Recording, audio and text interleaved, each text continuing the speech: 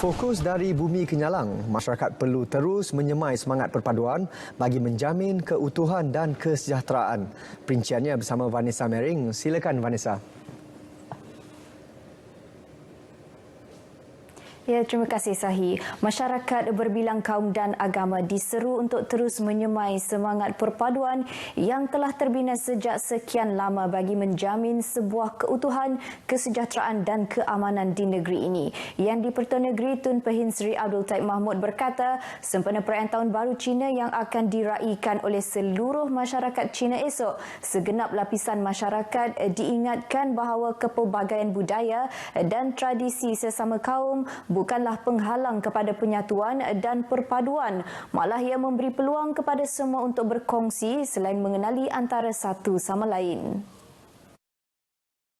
Berucap dalam perutusan khas sempena perayaan Tahun Baru Cina, Tun Pehin Sri Abdul Taib turut menjelaskan Malaysia dan Sarawak khususnya telah dibina berasaskan semangat perpaduan yang sudah terjalin kukuh antara masyarakatnya meskipun pelbagai kaum, agama dan budaya, namun mereka tetap bersatu hati dalam setiap perkara. Tambahnya, pemimpin dan generasi terdahulu telah banyak menyumbang kepada perpaduan yang kita nikmati sekarang dan beliau percaya generasi akan datang terus mengekalkan semangat perpaduan ini demi memastikan keadaan negara sentiasa kekal harmoni. I am sure that we have learned to live together for the last many years, especially now that we know more and more that we belong to one nation and that nation has flourished well and that has given a lot of prosperity to all groups, not only to any one particular group. Tun Pehin Sri Abdul Taib dalam pada itu juga berharap agar kepelbagaian budaya dan tradisi berbilang kaum akan terus dikongsi bersama bagi meraikan kepelbagaian yang terdapat dalam kalangan masyarakat di Sarawak. Sementara itu, semangat untuk meraikan perayaan Tahun Baru Cina pada tahun ini sentiasa ada meskipun perlu mematuhi prosedur operasi standard SOP COVID-19. Pemimpin di Miri yang ditemui berharap dengan kedatangan Tahun Harimau yang dikatakan memiliki karakter kuat, berani dan bersemangat dalam kalender Cina ini akan mendatangkan keuntungan dari segi ekonomi dan kesejahteraan hidup. Selamat Tahun Baru dan sama-sama kita merayakan tahun baru ini, tahun Harimau ini dengan mematuhi segala SOP yang telah ditetapkan supaya kes COVID ni, posisi tidak akan meningkat dan mudah-mudahan tahun ini kita dapat menyelesaikan COVID dan kita boleh balik ke kehidupan yang normal. On behalf of SUPP, I'd like to wish you all a very happy, peaceful, successful, and of course, prosperous Chinese New Year 2022, the year of the tiger. Thank you and God bless. Dalam perkembangan berkaitan, Duta Khas Perdana Menteri ke China Datuk Seri Tiong King Sing meminta masyarakat Tionghoa supaya mengutamakan aspek keselamatan diri sepanjang perayaan Tahun Baru Cina. Dalam perutusannya, beliau berkata ini terutamanya melibatkan pematuhan SOP COVID-19 walaupun Kementerian Kesihatan Malaysia dan Jawatan Kuasa Pengurusan Bencana Negeri telah memberikan sedikit kelonggaran dalam meraikan perayaan tersebut. Jelasnya lagi, tanpa langkah berjaga-jaga, pastinya wabak berkenaan akan terus menghantui kehidupan masyarakat, khususnya dengan kemunculan varian baharu iaitu Omicron. Datuk Seri Tiong yang juga ahli Dewan Undangan Negeri Dudong dan ahli Parlimen Bintulu menambah kerajaan akan melakukan yang terbaik untuk mengekalkan keamanan, keselamatan dan kemajuan negara.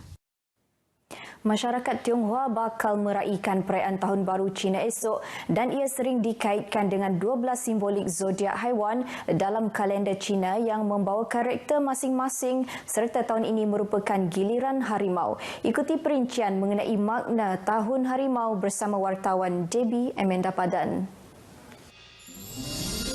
Sebut sahaja kereta sang harimau, semestinya ramai yang tahu haiwan ketiga dalam kalender Cina ini adalah kuat, berani dan bersemangat.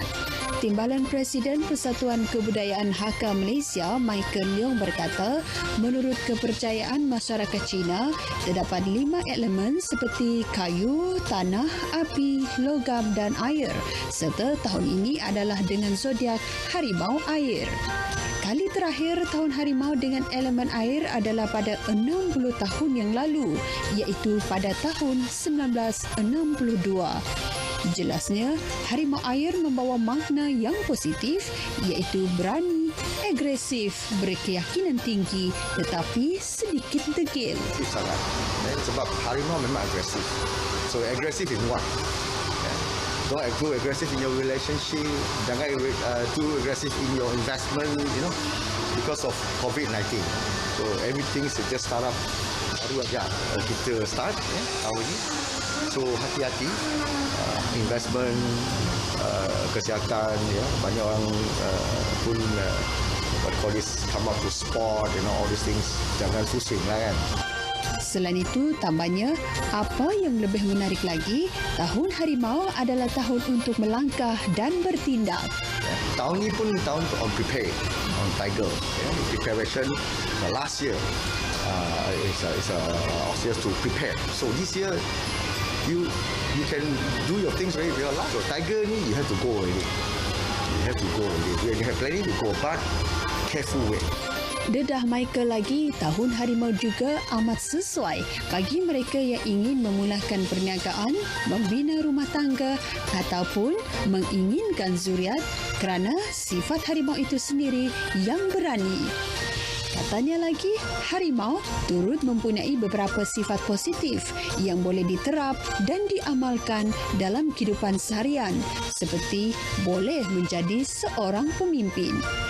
Sementara itu, bagi mereka yang lahir pada tahun harimau seperti tahun 2022, 2010, 1998, 1986, 1974, 1962, 1950 dan 1938.